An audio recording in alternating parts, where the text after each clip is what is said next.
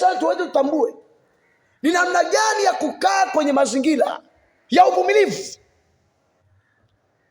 ni namna gani ya kuendelea kusubiri, kubaki kwenye kiwango cha uvumilivu. Makanisa mengi yamekufa, huduma nyingi za watu zimekufa. Ni kwa sababu ya nini? Hali ya uvumilivu ya kusubiri Mungu atende kwenye maisha ya watu imekosekana ndani yao. Tunatamani kweli tumuone Mungu akituvusha, tunatamani tuone Mungu akitupigania, tunatamani tumuone Mungu akituongeza, tunatamani tuone Mungu akitupisha hatua. Hatuwezi kupiga hizo hatua kama roho ya uvumilivu haimo ndani mwetu.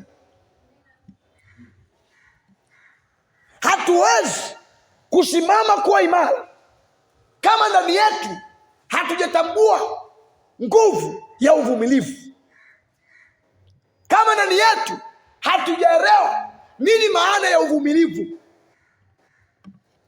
Katika mafanikio ya mtu yoyote yule, rafiki, huyu mtu ili afanikiwe ni lazima litambua nguvu iliyopo katika uvumilivu. Yeyote aliyefanikiwa, yeyote aliyepiga hatua, yeyote aliyeinuliwa, yeyote aliyeenda umbali mrefu katika maisha yake ya kimwili na kiroho, alitambua kiwango kilichopo katika uvumilivu.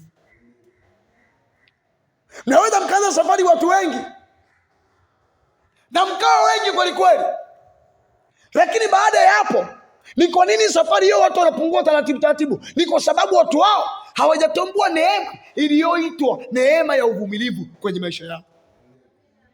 Ni hatari sana, ni hatari sana kama uko nyumbani mwa Mungu, huko kwenye madhabahu ya Mungu, lakini ndani ya moyo wako umeshindwa kutambua kitu kinachoitwa nguvu ya uvumilivu. Mpendwa, tunahitaji sana neema ya uvumilivu. Tunahitaji sana neema ya uvumilivu iwezayo kutuwezesha, iwezayo kutupigania, iwezayo kutuvusha mahali ambako hatukufikiria kama tunaweza kubaki mahali hapo. Yeyote aliyevumilia mpaka mwisho, maisha yake ya kubaki kuwa kama